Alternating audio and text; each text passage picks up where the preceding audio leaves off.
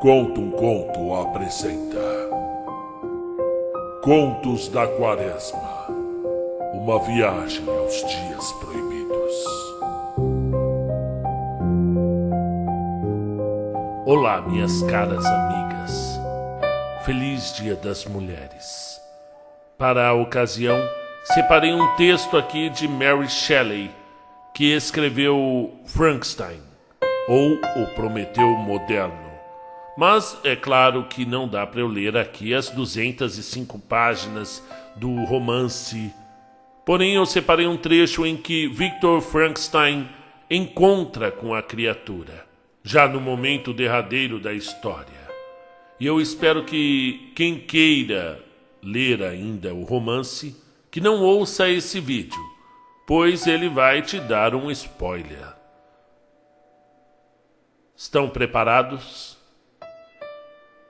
Conto um Conto apresenta, de Mary Shelley, Frankenstein, ou O Prometeu Moderno. Narração, Marcelo Fávaro.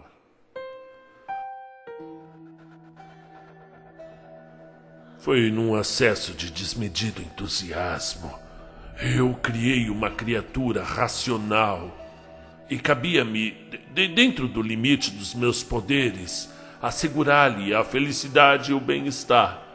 Mas a esse dever se sobrepunha outro sublime e exigia minha maior dedicação, porque dizia respeito aos seres da minha própria espécie, implicando maior proporção de felicidade ou desgraça.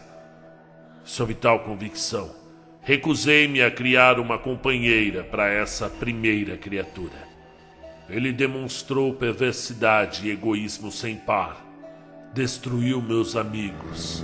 Devotou-se ao extermínio de seres que possuíam sensibilidade, felicidade e saber. Eu não sei até onde poderá levá-lo a sua sanha vingativa. Por isso devia morrer. Cabia a mim a tarefa de pôr-lhe fim à existência.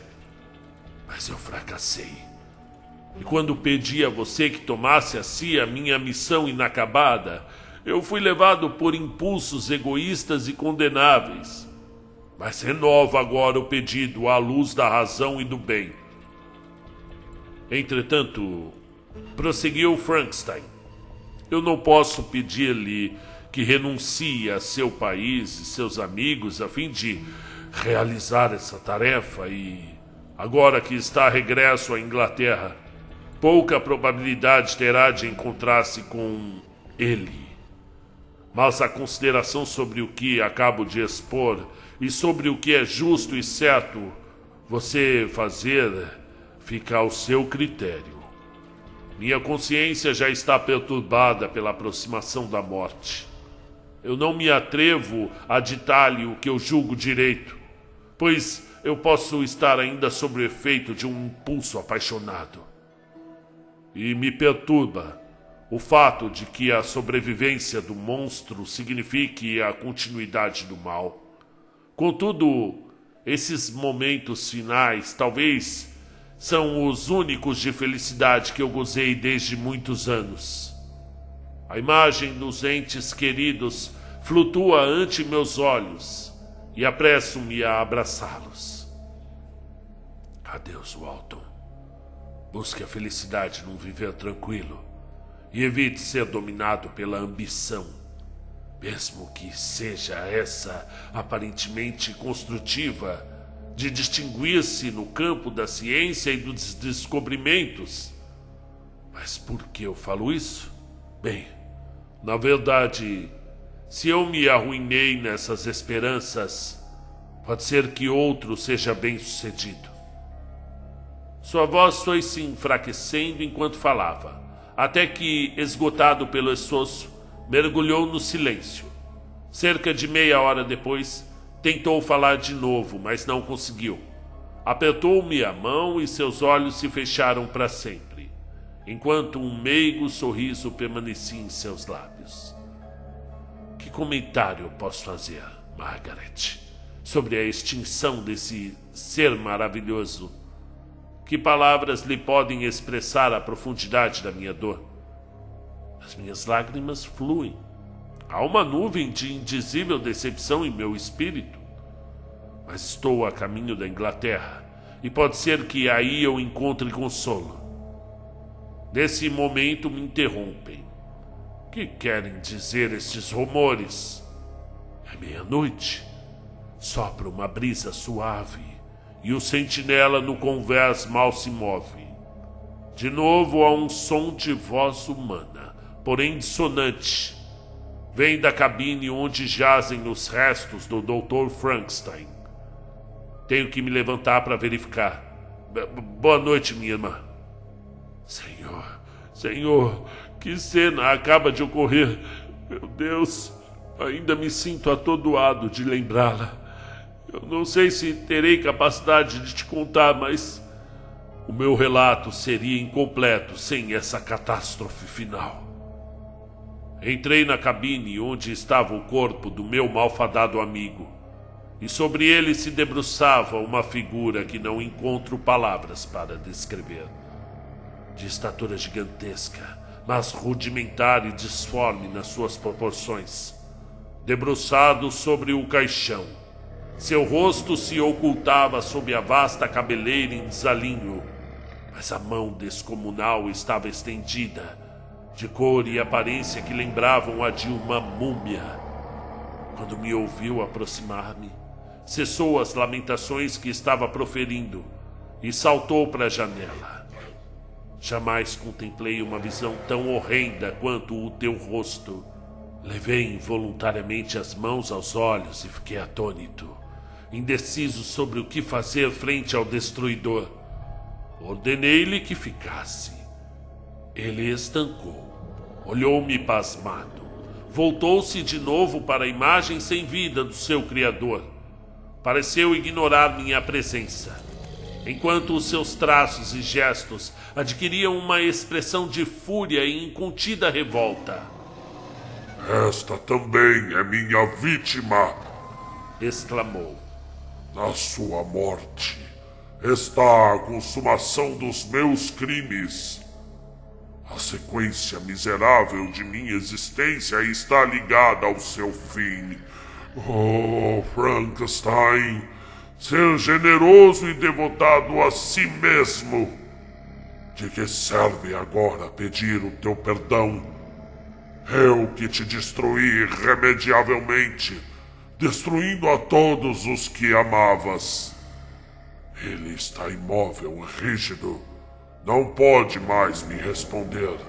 Sua voz parecia sufocada, e meu primeiro impulso foi de exterminá-lo, atendendo às súplicas do meu amigo moribundo. Foi sofreado por um súbito sentimento de compaixão e curiosidade. Aproximei-me desse ser fantástico, mas sem ousar levantar os olhos para sua face aterradora. Tentei falar, mas não consegui. O monstro continuava a proferir palavras incoerentes, amaldiçoando a si próprio. E por fim, aproveitando uma pausa na torrente de suas imprecações, venci minha indecisão e dirigi-me a ele. De nada vale agora o seu arrependimento? Se você tivesse ouvido a voz da consciência e os ditames do remorso, antes de ter prosseguido em sua vingança diabólica, Frankenstein ainda estaria vivo. E acaso estava eu alheio à agonia e ao remorso? Retrucou o demônio. Ele prosseguiu apontando para o cadáver. Não sofreu a agonia da morte, nem uma infinita parcela da angústia que padeci durante o lento processo de sua execução. Eu era impelido por um egoísmo aterrador, enquanto meu coração estava cheio de remorso. Você pensa, talvez, que os gemidos de Clerval pudessem ser música aos meus ouvidos? Eu fui criado para o amor e para a piedade. E quando, cruelmente desviado pela maldade e pela injúria, atirei-me ao mal, meu coração sentiu, como nem mesmo você é capaz de imaginar, a tortura dessa mudança. Depois do assassinato de Clerval, voltei para a Suíça deprimido e agoniado. Eu tinha pena de Frankenstein e horror e asco de mim mesmo. Mas quando descobri que ele, o autor, a um só tempo, de minha existência e de seu próprio infortúnio, via abrir-se o seu caminho para a felicidade, enquanto eu acumulava agruras, desalento sobre mim. Quando o vi buscar o consolo de sentimentos e prazeres que a mim eram negados para todo sempre, então o ressentimento e a inveja se apossaram de mim e me instilaram o veneno da vingança. Rememorei minha ameaça e resolvi que ela seria cumprida. Sabia que estava semeando minha própria desgraça. Mas eu era um escravo, não o senhor de um impulso irreprimível. Tinha alijado de mim todo o sentimento. O mal passou a ser a minha razão de ser. Eis que agora tudo chega ao término. Eis aí a minha derradeira vítima.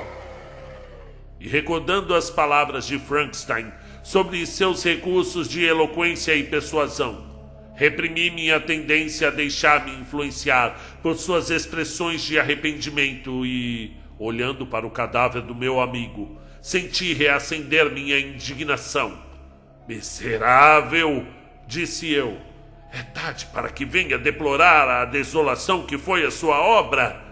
Você ateia um facho num monte de casas e quando elas estão consumidas, senta-se entre as ruínas e lamenta a derrocada? Demônio hipócrita! Se esse que você deplora estivesse ainda vivo, continuaria sendo objeto da sua abjeta vingança. O que você sente não é piedade. Lamenta apenas que a vítima de sua perversidade tenha sido retirada do seu alcance. Não! Não é isso! Interrompeu a criatura. Eu admito que minhas ações passadas não estimulam qualquer boa impressão ao meu respeito. Mas não procuro quem compartilhe do meu infortúnio. Eu sei que jamais poderei encontrar piedade. Quando pela primeira vez a busquei, era dos meus sentimentos de solidariedade, dos meus anseios de afeto e compreensão, da minha inclinação para o bem que eu esperava que alguém compartilhasse. Mas agora que a virtude se tornou para mim uma sombra, e a felicidade e o afeto se converteram no mais penoso, no mais abominável desespero, onde buscar, de quem esperar simpatia? Diga! Contento-me em sofrer sozinho. Sei que quando eu morrer, a abominação e o opróbrio pesarão sobre minha memória.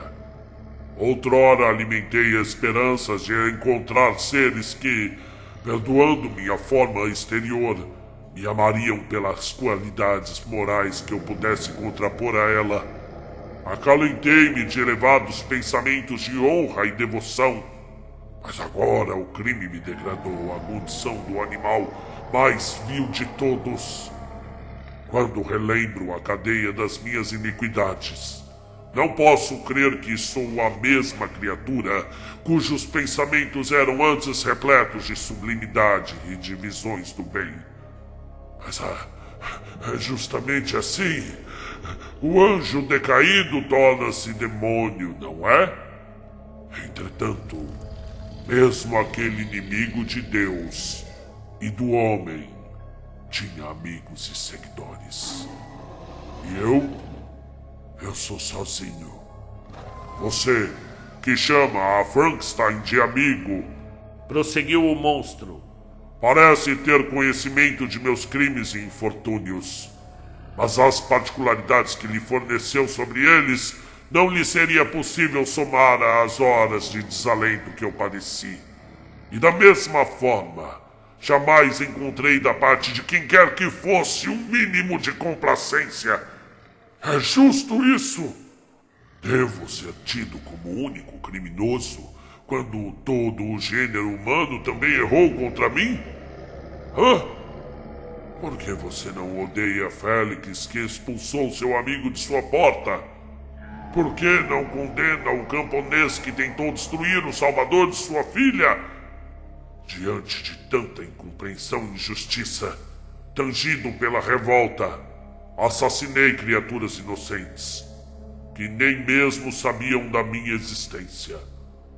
Lancei meu Criador digno em todos os sentidos, do amor e admiração dos homens, dos meandros da mais completa desgraça.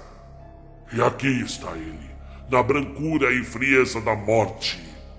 Mas por mais execrado que eu seja, nada iguala o desprezo que sinto por mim mesmo. Mas não receie que eu ainda venha a ser instrumento de futuros males. Minha obra está quase terminada, mas estará definitivamente consumada com o meu próprio extermínio. E eu não demorarei a executar esse sacrifício, ou antes esse resgate. Deixarei seu navio na jangada que me trouxe até aqui, e buscarei o ponto mais extremo do globo.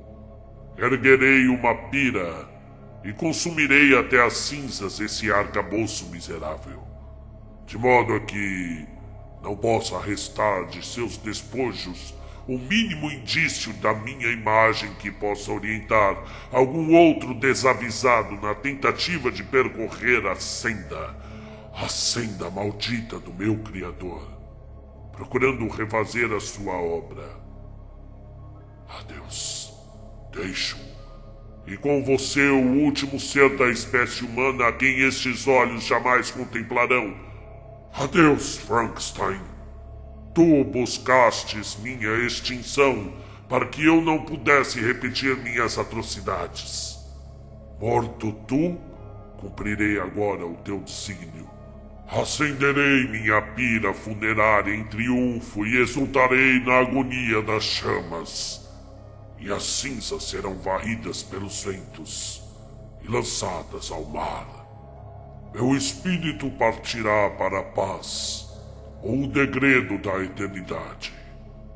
Adeus. E assim falando, saltou pela janela do camarote para a jangada que estava perto do navio, e logo depois foi impelido pelas ondas, perdendo-se na escuridão profunda. Fim do romance. Introdução da autora. Os editores de romances, ao decidirem publicar Frankenstein para uma de suas séries, ficaram curiosos para que eu lhes contasse sobre a origem da história. Aceitei com muito boa vontade, pois isso me dá a oportunidade de responder, de um modo geral, à pergunta que frequentemente me fazem: como é que eu, então uma jovem, pude pensar e discorrer sobre um assunto tão horrível? É verdade que eu tenho total aversão a apresentar-me em letra de imprensa, mas como minha explicação servirá apenas como apêndice para minha produção anterior e ficará restrita a assuntos ligados exclusivamente à minha qualidade de autora, dificilmente poderei acusar-me de uma intrusão pessoal. Por ser filha de duas personalidades de notável celebridade literária, não é surpresa alguma que eu pretendesse escrever ainda no início de minha vida. Quando criança eu rabiscava, e meu passatempo preferido durante as horas de recreio era escrever histórias. Eu tinha, porém, um prazer ainda maior que esse, ou seja, a construção de castelos no ar, permitindo-me sonhar acordada, a que se seguia uma torrente de pensamentos que tinha por objetivo a formação de uma sucessão de incidentes imaginários. Meus sonhos eram ao mesmo tempo mais fantásticos e agradáveis do que os meus escritos. Nesses últimos, eu tinha muito de imitadora, fazendo mais o que os outros já tinham feito do que realizando as sugestões de minha própria mente. O que escrevia se destinava pelo menos a mais alguém, o companheiro e amigo da minha infância, meus sonhos. Porém, eram só para mim. A ninguém os revelava. Eram o meu refúgio quando eu estava aborrecida. Meus mais caros prazeres quando me achava livre. E quando menina, bem, vivi principalmente no campo e passei um tempo considerável na Escócia. Ocasionalmente visitava as regiões mais pitorescas, conquanto minha residência habitual fossem as límpidas e tristes praias do litoral do norte de Tay, perto de Dundee. Olhando para o passado, eu as chamo límpidas e distantes. Naquela época não me pareciam assim. Elas eram a morada da liberdade e a região agradável onde descuidadamente eu podia me comunicar com as criaturas da minha fantasia. Naquela época eu escrevia, embora no mais vulgar dos estilos. Foi debaixo das árvores dos campos pertencentes à nossa casa, ou nas encostas nuas e desoladas das montanhas próximas, que nasceram e floresceram as minhas verdadeiras composições e os fantásticos voos da minha imaginação. Eu não me fazia a heroína dos meus contos. No que me dizia a respeito, a vida me parecia um lugar comum. Eu jamais poderia me imaginar envolvido em aflições românticas ou acontecimentos maravilhosos. Contudo, eu não ficava presa à minha própria identidade. E eu podia povoar aquelas horas com criações para mim muito mais importantes, naquela idade, do que as minhas próprias sensações. E depois disso, minha vida tornou-se mais ocupada e a realidade substituiu a ficção. No entanto, desde o início, meu marido mostrou-se muito ansioso que eu provasse ser digna dos meus pais e me incluísse nas páginas da fama. Ele estava sempre incitando-me a conseguir reputação literária, o que então também me preocupava, embora depois eu tenha me tornado bastante indiferente a isso. Naquela ocasião, ele desejava que eu escrevesse, não com a ideia de que eu fosse capaz de produzir algo de importância, mas para que ele pudesse julgar o que eu seria capaz de realizar no futuro. No entanto, eu nada fiz. As viagens e os cuidados com a família ocupavam todo o meu tempo, e o estudo, no sentido de aperfeiçoar minhas ideias para melhor comunicação com o seu cérebro muito mais culto, era tudo o que, em matéria de literatura, prendia minha atenção.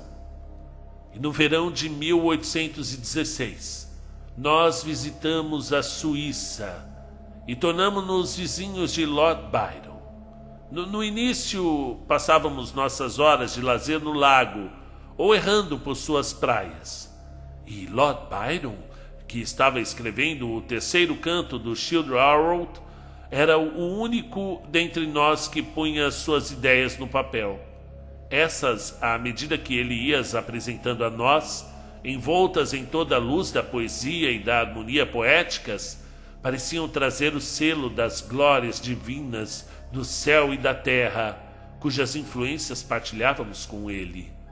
Aquele, entretanto, estava sendo um verão muito desagradável, e as chuvas incessantes nos obrigavam a permanecer em casa durante vários dias.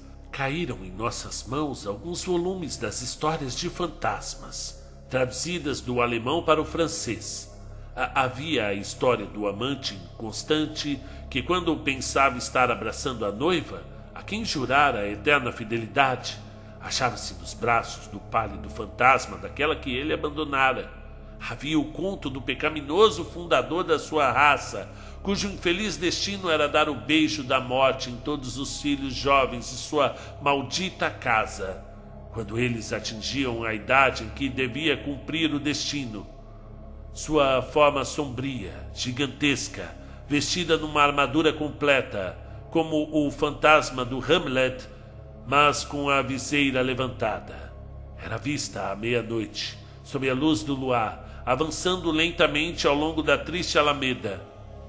A forma se confundia com as sombras das paredes do castelo, mas logo se escancarava um portão, ouviam-se passos, abria-se a porta de um quarto e ele avançava para as fileiras dos jovens que dormiam placidamente. Uma tristeza infinita se estampava em seu rosto quando ele se curvava e beijava a fronte dos meninos, que naquele momento em diante murchavam como flores arrancadas de sua haste. Nunca mais vi essas histórias, mas seus incidentes se acham frescos na minha mente, como se eu as tivesse lido ontem. Cada um de nós vai escrever uma história de fantasmas, disse Lord Byron, e sua proposição foi aceita. Éramos 4. O nobre autor começou a escrever um conto, um trecho que ele inseriu no final de seu poema de Mazeppa. Shelley, mais apto a incorporar as ideias e sentimentos no esplendor de imagens brilhantes e na música dos versos mais melodiosos que enfeitam a nossa língua do que inventar o enredo de uma história, começou um conto baseado nas primeiras experiências de sua vida. Pobre Polidori, ele concebeu qualquer coisa sobre uma mulher que tinha por cabeça uma caveira e que fora assim castigada por haver espiado através de um buraco da fechadura. Esqueci-me para ver o que, naturalmente algo muito chocante e absurdo, mas que depois que ela ficou reduzida a uma condição pior do que a do renomado Tom de Coventry, ele nada achou de melhor para fazer com ela do que despachá-la para uma tumba, a tumba dos Capuletos, o único lugar adequado para ela. Os ilustres poetas, também entediados pela chatice da prosa, rapidamente abandonaram sua desagradável tarefa. Eu me concentrei para criar alguma coisa, uma história que rivalizasse com as que nos tinham incitado a realizar aquele trabalho.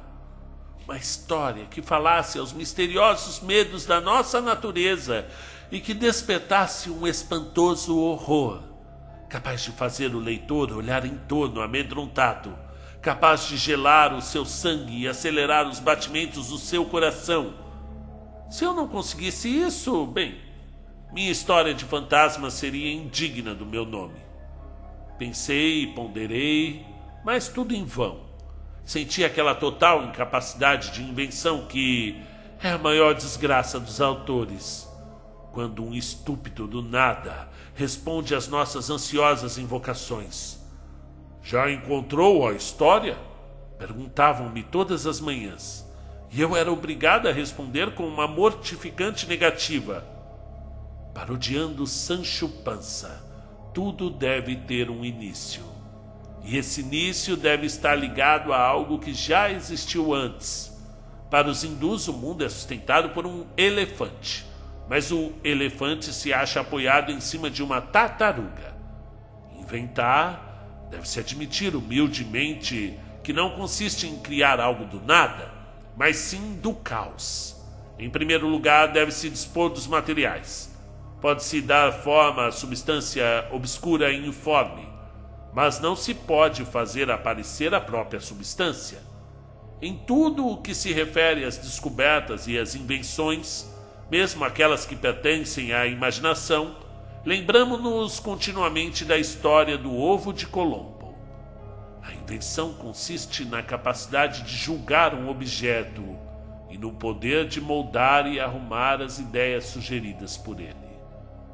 Muitas e longas eram as conversas entre Lord Byron e Shelley, às quais eu assistia como ouvinte, uma ouvinte devota, mas silenciosa.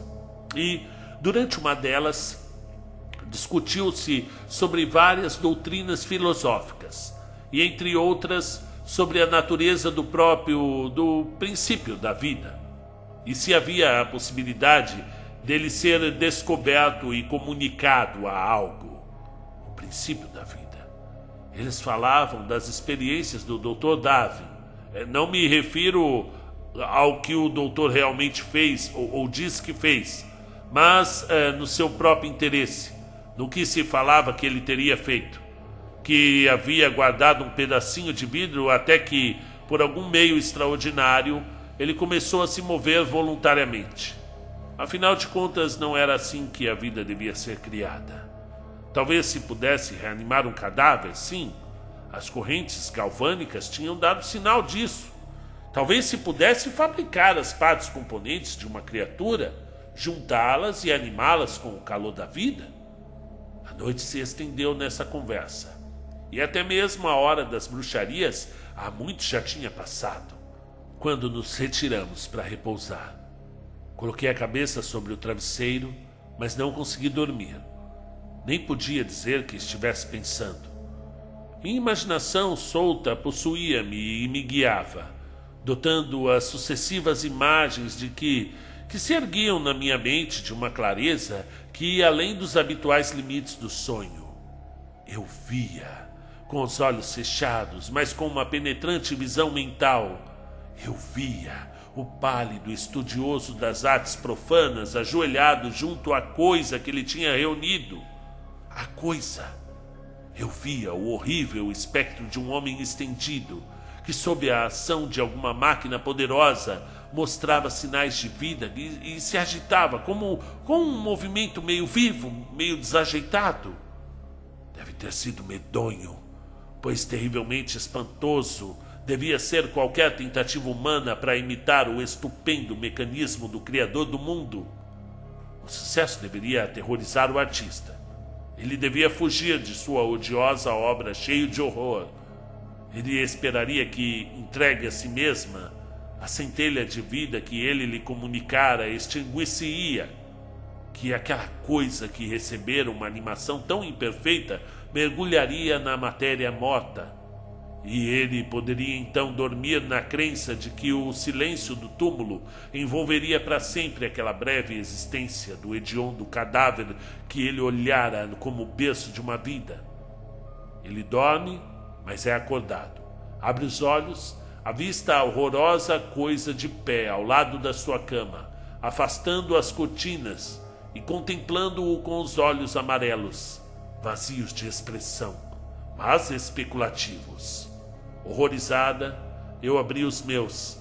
Aquela ideia tanto se apossou do meu cérebro que, vejam, um arrepio de medo percorreu todo o meu corpo, e eu desejei substituir a horrenda imagem da minha fantasia pelas realidades que me rodeavam. Ainda as vejo. O próprio quarto, o assoalho negro, as cortinas fechadas, através das quais a luz da lua lutava para entrar, e a sensação de que a superfície vítrea do lago e os cumes dos Alpes brancos de neve estavam longe. Não pude livrar-me facilmente do meu tétrico fantasma. Ele ainda me assombrava. Eu devia pensar em outra coisa. Recorri à minha história de fantasmas, à minha cansativa e infeliz história de espectros. Oh, se eu pudesse ao menos encontrar uma que aterrorizasse o leitor tanto quanto eu ficara aterrada naquela noite. Foi então que a ideia me empolgou, rápida como a luz. Achei! O que me havia aterrorizado certamente encheria de horror os outros, e eu tinha apenas de descrever o espectro que assombrara o meu sono da meia-noite. Na manhã seguinte, anunciei que já havia encontrado uma história. Comecei a escrevê-la naquele mesmo dia com as seguintes frases. Era uma sombria noite de novembro, transcrevendo apenas os lúgubres terrores do meu sonho acordado. No princípio pensei apenas em escrever algumas páginas, um conto curto. Porém, Shelley incitou-me a estender a ideia. Devo esclarecer que não devo a sugestão de um só incidente, nem a menor orientação dos meus pensamentos ao meu marido. E, no entanto, não fosse pela sua insistência, ele jamais teria tomado a forma sob a qual foi apresentado ao mundo. Dessa declaração devo excetuar o prefácio. Tanto quanto me recordo, foi inteiramente escrito por ele. Desejo mais uma vez que minha hedionda criação prossiga e prospere. Tenho afeição por ela, pois foi o fruto de dias felizes, quando a morte e a dor não eram senão palavras, que não encontravam eco no meu coração. Suas várias páginas falam de muitos passeios, de muitas conversas, quando eu não estava sozinha, e quando meu companheiro era um que, neste mundo, eu jamais verei. Meus leitores, porém, nada têm a ver com essas associações. Não acrescentarei senão uma palavra quanto às alterações que fiz. Referem-se principalmente ao estilo. Não alterei qualquer parte da história, nem introduzi ideias ou situações novas. Corrigi a linguagem onde estava tão seca que seria capaz de interferir com o interesse na narrativa. E essas alterações ocorrem quase que exclusivamente no início do primeiro volume. Além do mais, acham-se inteiramente restritas àquelas partes que nada mais são do que adjuntos da história, preservando, contudo, o essencial. Londres, dia 15 de novembro de 1831. Mary Shelley. Olá, minhas caras amigas, tudo bem com vocês? Sejam muito bem-vindas. Hoje é Dia Internacional das Mulheres e eu resolvi trazer aqui... Na verdade, nem seria eu que narraria, é porque a minha esposa hoje está muito ocupada e eu não queria dar mais uma tarefa para ela. O romance é dedicado a William Godwin, que é o pai um jornalista, um contista também. A mãe da Mary Shelley era uma das primeiras feministas da história, também escritora. Então, por isso aí, o começo da carta, ela fala, né, que ela era filha de personalidades, ok? Teve a oportunidade de... casou muito cedo e tinha problemas ali com o pai, discussões...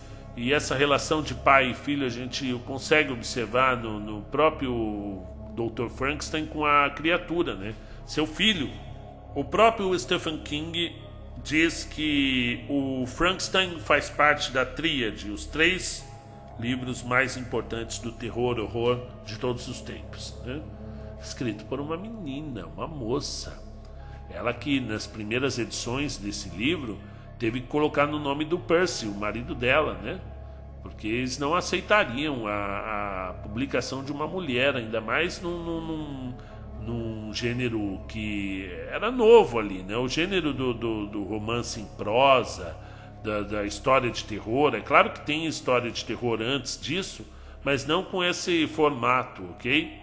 Então, depois, além disso, ela também inaugura a literatura de ficção científica e uniu isso de uma forma espetacular. Então, essa escritora, para mim, é uma das preferidas. Eu adoro a história dela, eu me empolgo muito com o filme sobre a vida dela e espero trazer novos contos da Mary Shelley para vocês, ok?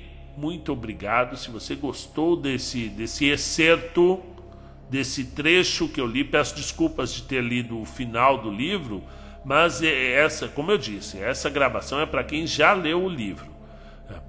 Sabia que ia ter spoiler, né? Então, muito obrigado. Se você gostou, digite aí, comente o que você achou dessa história. Até a próxima.